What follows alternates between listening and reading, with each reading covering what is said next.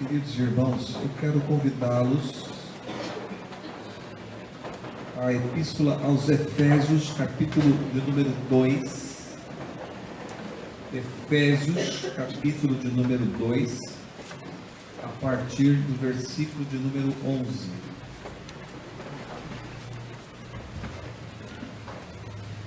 Efésios, capítulo de número 2, a partir do versículo de número 11.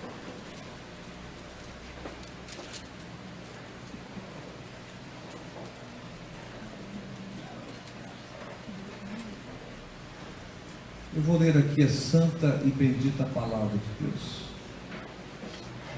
Portanto, lembrai-vos de que outrora vós, gentios na carne, chamados incircuncisão por aqueles que se intitulam circuncisos na carne, por mãos humanas, naquele tempo estáveis sem Cristo, separados da comunidade de Israel, e estranho às alianças da promessa, não tendo esperança e sem Deus no mundo.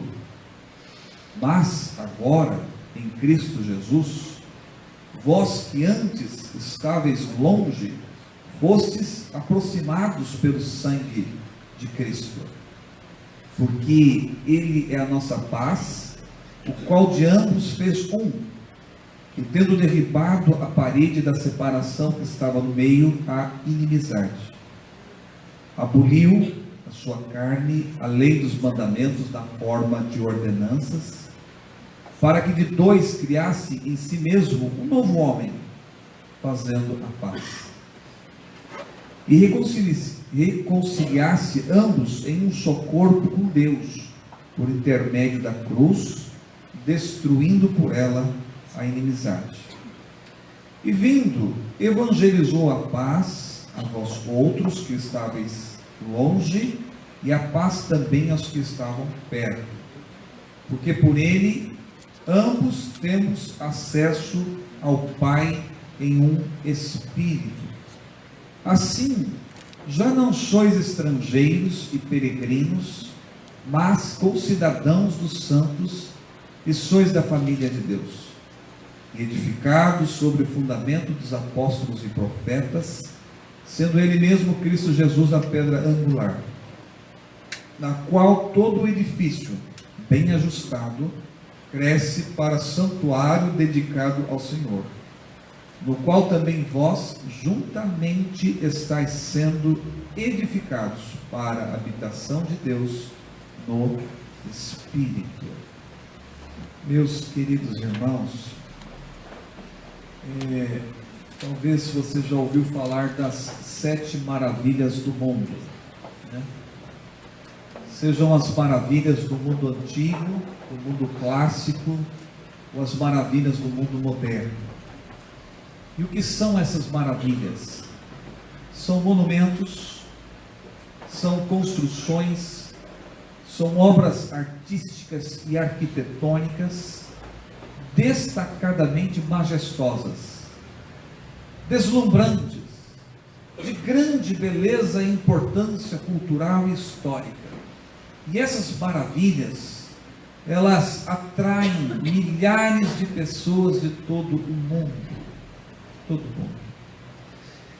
Eu quero compartilhar nesta noite algumas maravilhas relacionadas às obras, mas as obras de Deus na vida do ser humano. E são maravilhas que sobrepujam, que sobressaem a qualquer obra na face da terra. Na epístola de Paulo aos Efésios, e é uma carta carregada de maravilhas, e um documento presente entre os pais da igreja. A carta aos Romanos é uma carta importante para os reformadores do século XVI. João Calvino chegou a escrever que era a sua epístola predileta. Realmente é um documento extraordinariamente importante para a Igreja de Cristo. E Paulo, o apóstolo Paulo, escreveu das obras maravilhosas de Deus num contexto bastante inóspito, bem complexo e diferente do nosso.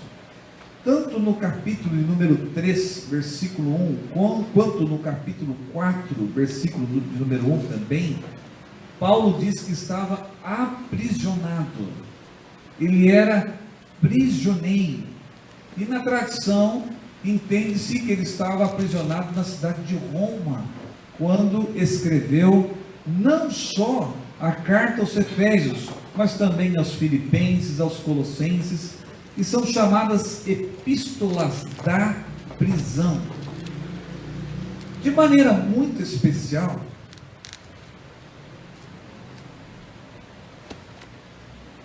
a igreja de Éfeso, porque ele foi pastor nessa igreja. E por 3 anos Paulo esteve pastoreando esta igreja.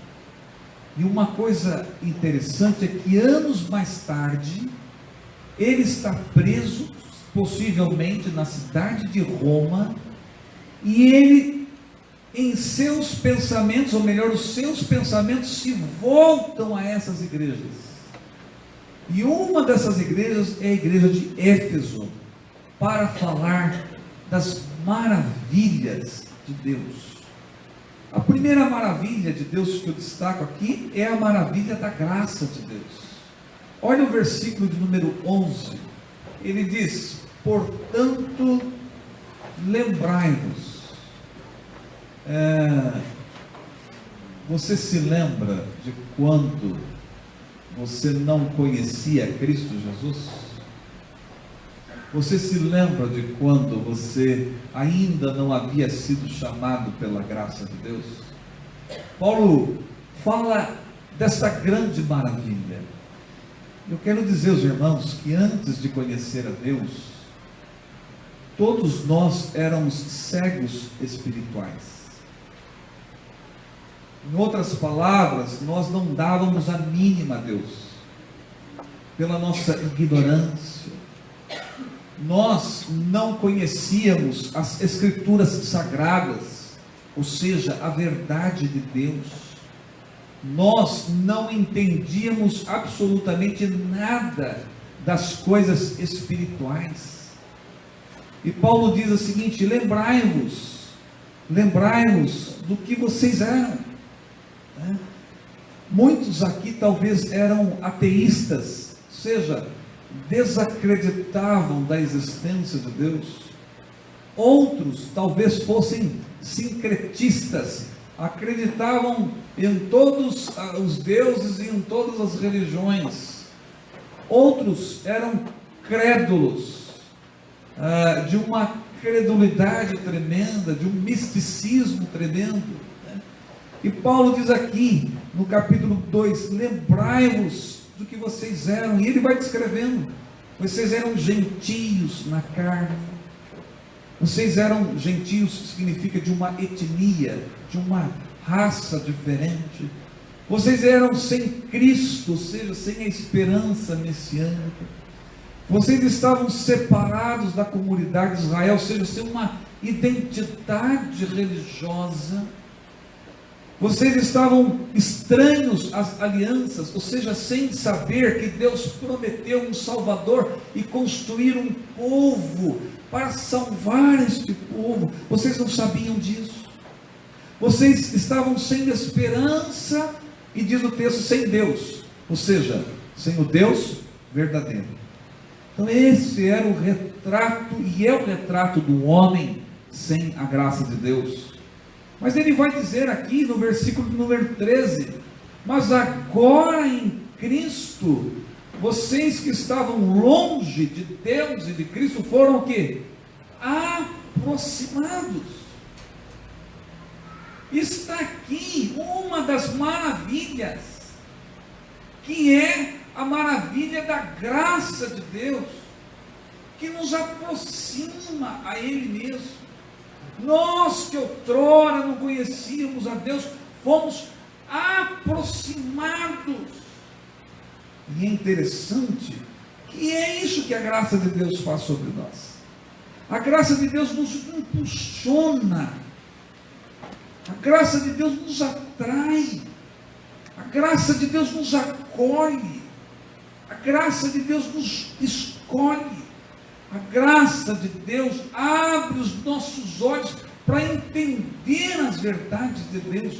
A graça de Deus nos faz ver Cristo Jesus, a graça nos leva até Cristo, portanto não é algo meritório.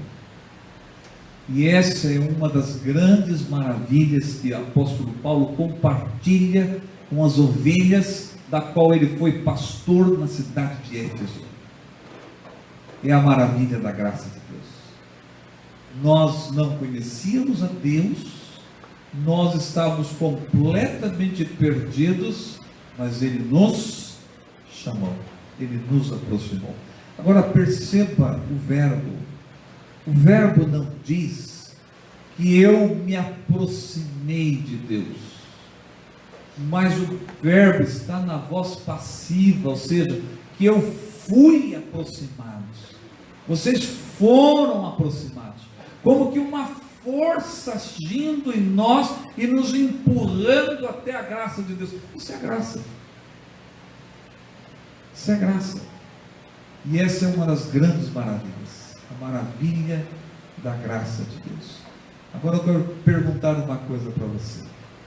Como é que você se sente? Como é que o seu coração fica ao saber que você é chamado pela graça de Deus? Qual é a alegria do seu coração? Como é que fica a sua alma quando você sabe que você agora olha para Cristo, você enxerga a salvação, você entende as verdades de Deus, você conhece a Escritura Sagrada? Porque não foi uma decisão sua e você não abriu seus próprios olhos, mas a força e a graça de Deus fez isso na sua vida. Como é que você se sente? Hoje, na face da terra, nós temos na casa de 7 bilhões de pessoas. E pensar que dos 7 bilhões de pessoas, no dia de hoje, a graça recaiu sobre você. E se eu contabilizar o tanto de gente que existe desde a criação do mundo até hoje, dá muito mais do que 7 bilhões, mas tranquilo. E a promessa de Deus a Abraão, que a sua descendência seria como as estrelas dos céus. Esse é o número das pessoas que receberam a graça de Deus. Como é que você se sente? Saber que você é um privilegiado, saber que de tantas pessoas, e o que nós éramos, e o que nós somos agora, eu não sei o que você vai responder. Eu sei que no meu coração, na época da minha conversão, eu senti uma alegria tão indizível, tão inefável, que não tem palavras. Mas senti também uma consciência de como eu era cego, como eu não enxergava a verdade de Deus. Quando Lutero recebeu a visão da graça de Deus, de que a graça, a salvação não é algo meritório, mas o coração de Deus que cerca o nosso coração, sabe o que ele escreveu? Ele escreveu o seguinte: eu senti como as portas do paraíso, as portas do paraíso se abrindo diante de mim. Esse foi o sentimento do apóstolo Paulo. Então, meus queridos irmãos, está aqui uma das grandes maravilhas relacionadas à obra, mas a obra de Deus, que é a graça de Deus. Agora Paulo diz o seguinte: olha, vocês eram, lembrem-se do que vocês eram, lembrem-se naquele tempo, mas, versículo 13, agora não, agora é diferente. Então quem é você? Quem sou eu? Quem nós somos? Eu vou dizer para os irmãos o que a maravilha da graça de Deus nos faz ser. Paulo diz na carta aos Coríntios que nós somos nova criatura, somos uma pessoa diferente, somos pessoas transformadas. Na carta aos Coríntios ele diz que nós somos comprados pelo sangue de Jesus, comprados pelo precioso sangue de Jesus. aqui ainda no capítulo 2, versículo 10, que é o versículo que antecede o texto que nós lemos, ele diz o seguinte: nós somos feituras de Deus, criado em Cristo Jesus para as boas obras. Nós somos obra das mãos de Deus. Quem nós somos? Zacarias, o profeta Zacarias diz que nós somos a menina dos olhos de Deus. Quem nós somos? O Salmo 100 diz que nós somos o seu povo e rebanho do seu pastoreio. Quem nós somos? Pedro diz: nós somos raça eleita, sacerdócio real, nação santa, propriedade exclusiva de Deus. Quem nós somos? Paulo diz: eu sou o que sou pela graça de Deus. E é isso. Essa é uma das maravilhas da vida espiritual, a maravilha da graça de Deus.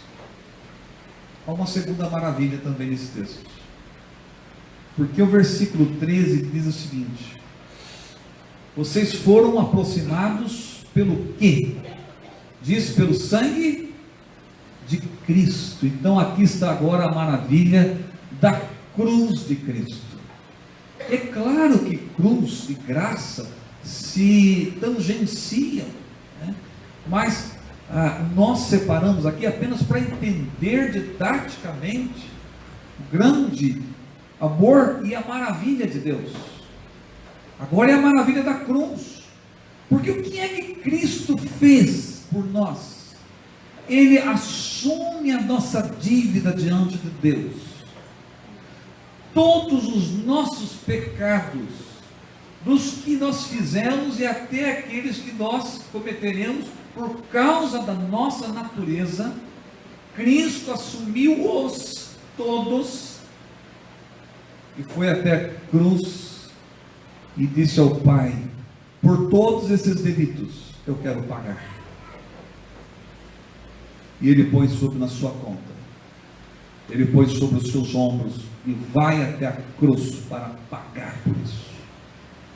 E Paulo está preso, se é que ele está realmente na cidade de Roma. Ele está escrevendo para a sua igreja falando assim: olha, existem várias maravilhas, a maravilha da graça de Deus, mas também a maravilha da cruz de Cristo. Ele está revigorando a sua igreja com uma palavra como essa. Ele está fortalecendo aqueles irmãos distantes lá da igreja de Éfeso.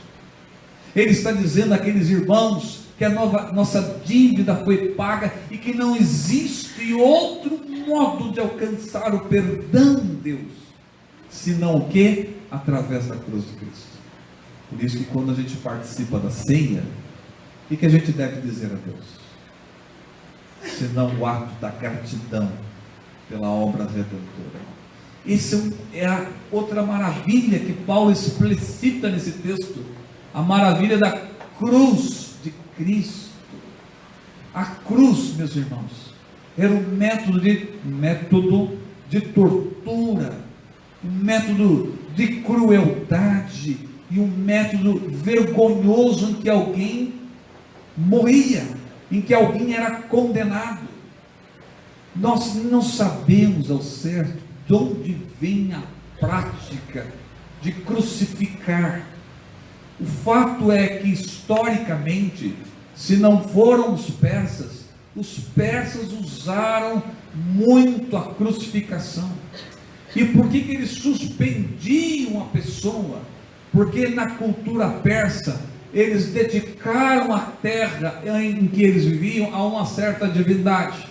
E aquele que morria na cruz, por ser um malfeitor, uma maldição, não podia tocar o solo, porque o solo era consagrado a uma divindade.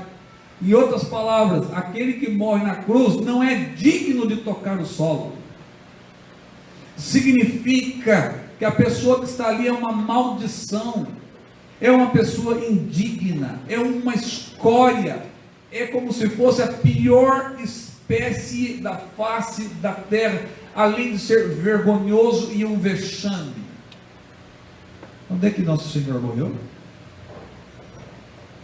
Exatamente nesse contexto de vergonha, de vexame, de indignidade e de maldição. palavra de Deus diz: maldito aquele que morre nesse lugar, no madeiro, na cruz. E Paulo está dizendo: a primeira maravilha é a graça de Deus. Agora está dizendo da maravilha da cruz de Cristo. Nós fomos aproximados por causa da obra da cruz de Cristo, pelo sangue de Jesus. E é nesse sacrifício, meus irmãos, estão incluídos judeus e gentios. Quando a gente participa da mesa do Senhor, e nós vamos participar daqui a pouco, quando nós tomamos o pão, pegamos o pão, tomamos o cálice, devemos ter em mente a maravilha da salvação, a maravilha da graça de Deus, a maravilha da cruz de Cristo, da qual nós não somos merecedores, mas Deus aliançou-se conosco, dando-nos este grande privilégio.